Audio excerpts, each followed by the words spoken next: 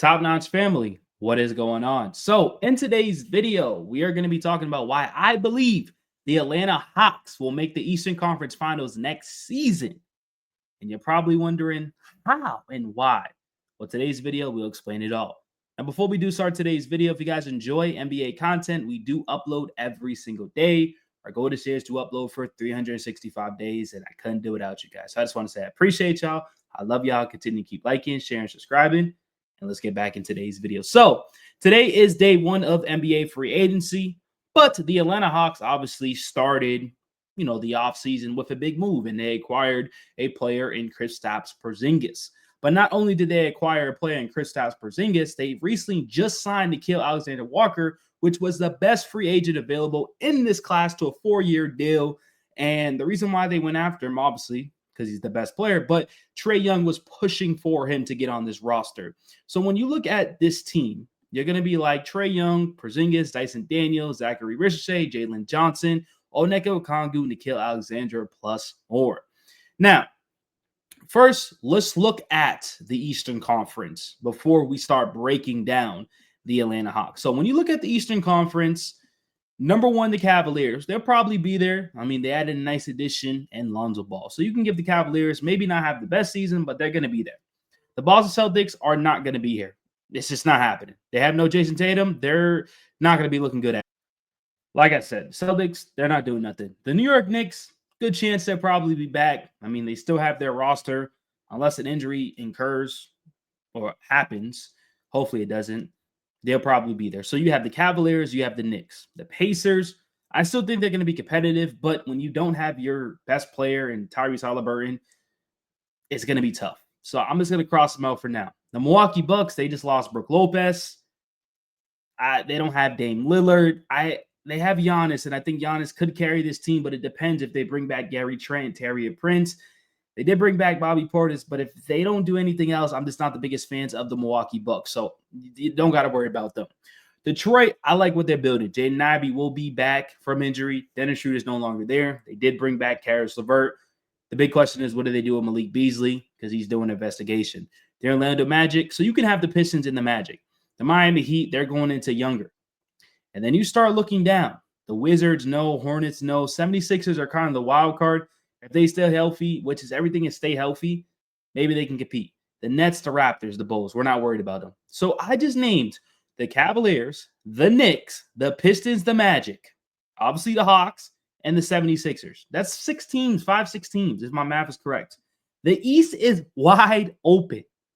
And like I said, don't forget, Trae Young had brought the Atlanta Hawks to the Eastern Conference Finals before.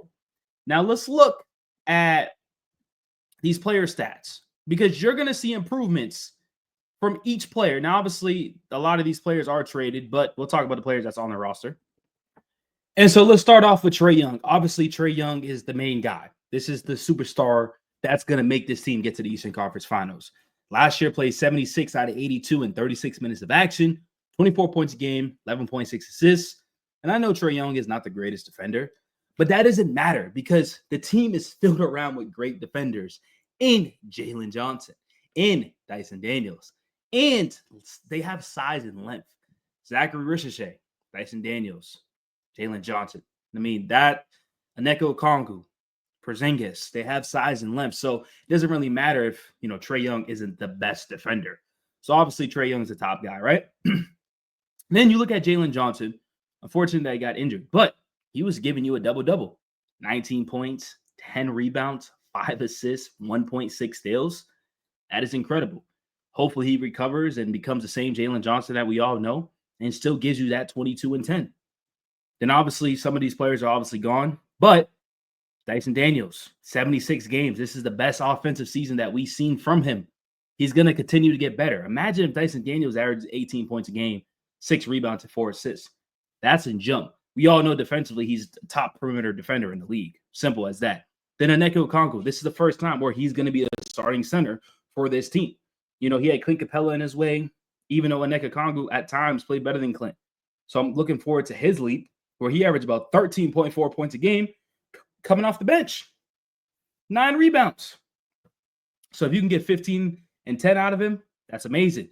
Then obviously the Zachary Ricochet, which no one talks about, which is unfortunate because he started off the season streaky, but he finished off the season strong. And that's what you like to see. And that's encouragement that he's going to play better.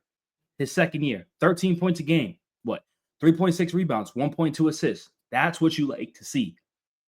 Obviously, they don't have Bogdan. They don't have Terrence. They don't have Clint. They don't have majority of their players.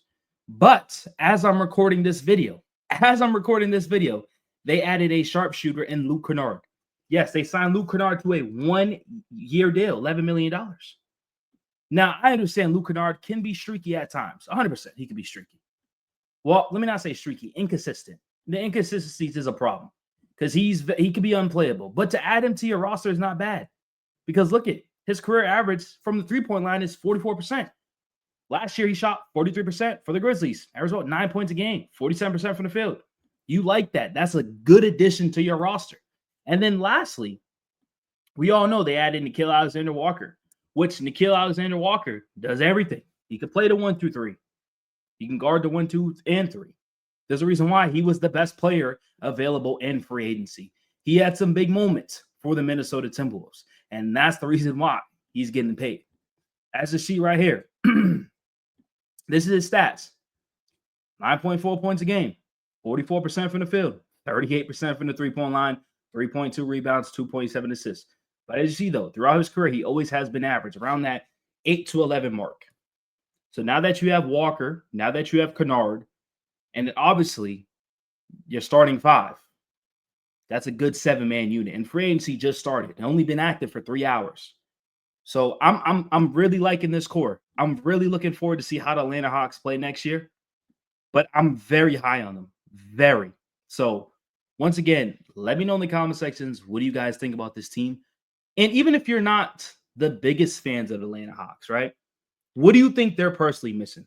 Because typically when you go into the postseason, you play 7, maybe 8 guys. Well, you could say the Porzingis, which is a concern, 100%. You can say Trae Young probably not playing as well. But the only concern that I'm really worried about is Porzingis. Everybody else I'm fine with. I know they're going to play well. I just know. If Porzingis is healthy, this team is easily a 50-win team. I showed you the conference. I showed you the standings, whatever. There's not much teams available that are really going to compete in the East. So, once again, like I said, if you guys enjoyed today's video, continue to keep liking, sharing, subscribing. The support has been absolutely insane. I mean, we just hit 11K. Just hit 11K. We're already on the verge to hit 12K. So, appreciate y'all. I love y'all. You guys absolutely mean the world to me. And I hope you have a great night. And I'm out. Peace.